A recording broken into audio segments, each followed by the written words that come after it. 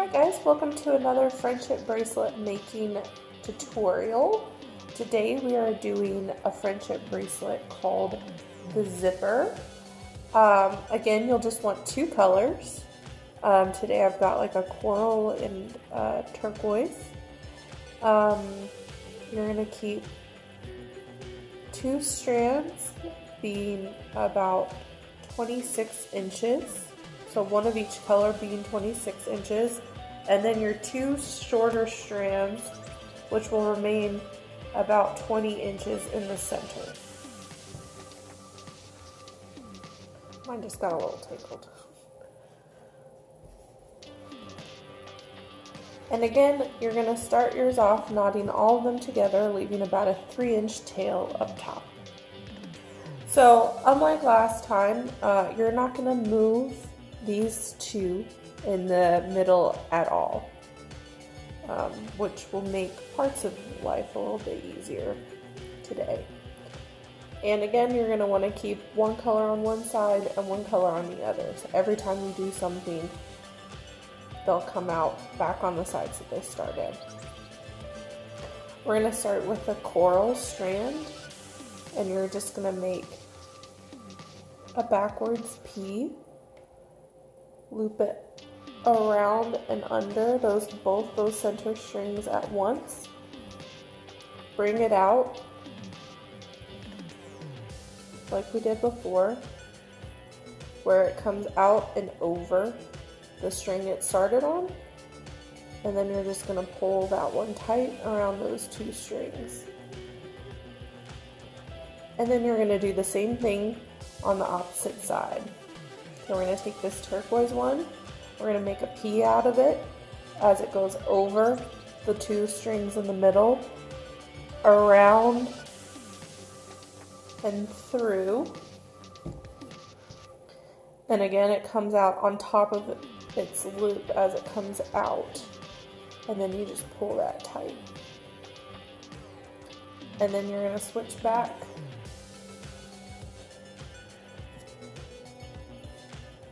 Over, around, through, and then pull it tight. This is one that the tape comes in a little more handy than the other one.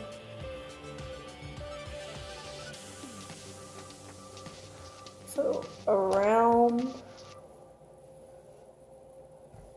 and through, and pull it tight. And as you can see a little bit already, they're going back and forth like a zipper. So around,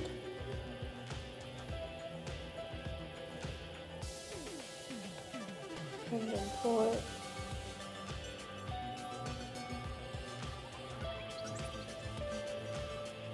tight.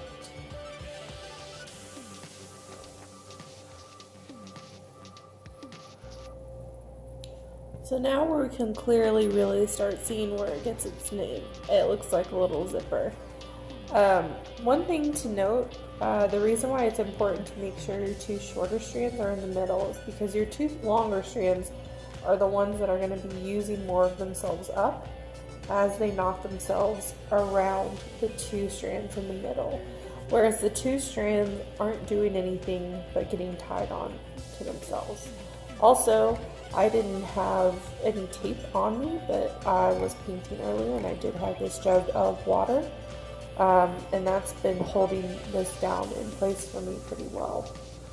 So, especially at the beginning, it is nice just to have something that can hold your friendship bracelet down. And I could have gone to get tape, but I just wanted to show you one of the other things that you could do is find a nice heavy book and set it down on top of your knot to keep it in place. Or get a clipboard or a binder clip or something that will just hold it still.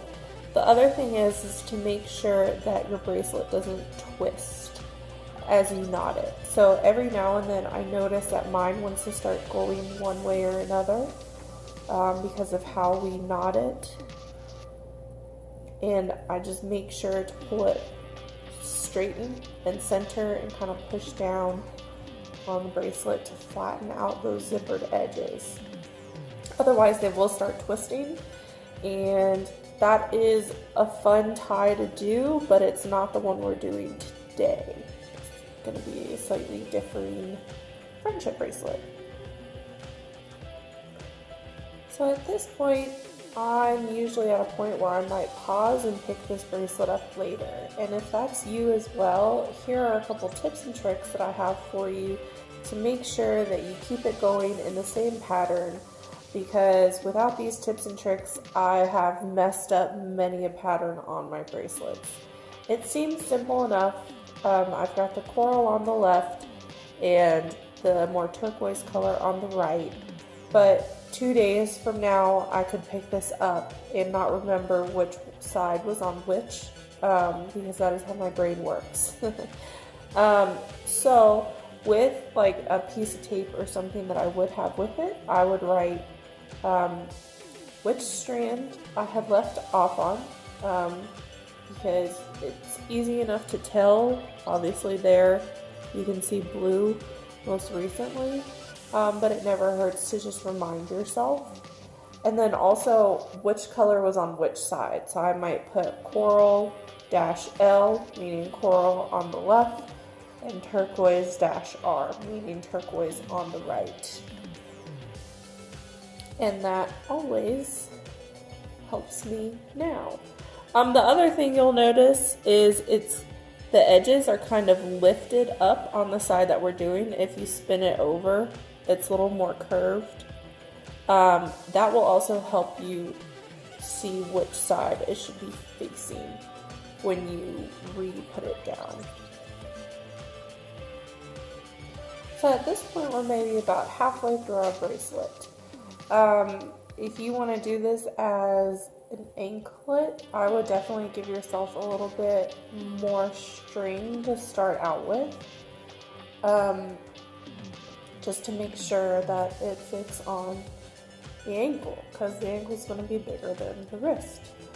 The other thing is, I used 2 very different colors for this, and it's because, especially if you're going to stop it and pick it up later after you start it, it's so much easier to tell which string you're on when they're contrasting colors. So coral is right up there with orange when it's almost exact opposite of this like turquoise color. So I'm never going to get confused as to which color should be next. Or it shouldn't anyway. You can do it all the same color or very similar shades. And props to you if you can do that with absolutely no trouble whatsoever. I have done it all in the same color and very similar shades before, and there have been times that I've had to undo like a good quarter of it because I realized when I picked it back up I was just starting in a place that was off from what it should have been, / upside down or starting to twist or something, because I just got confused. Again, once you get more comfortable with these things, and if you're doing it all in one sitting, something like that is easy enough to do. But if you're not going to do it all in one sitting and you're going to take it on the go later, then I would definitely suggest doing 2 completely different colors. Or if they're the same color, completely different shades. Like a very, very dark blue next to an extremely light blue. And it would still be pretty, it will still come out awesome. I mean, no matter what, it will be. But yeah, that is my suggestion. Oh, it's coming along so beautifully. Look at that beautiful zipper look. Oh man, I can't wait for it to be done. Okay, so I've got it to the length that I would like it. And I'm just gonna double check. by measuring it around my wrist and rigging it up and making sure that I still have enough space to tie it off. And I do. So, before I do that, I'm going to go ahead and end my bracelet. And I'm going to take all 4 strings together and make a little loop. Bring all 4 strings through said loop. And then tighten it right at the base of where I finished my bracelet.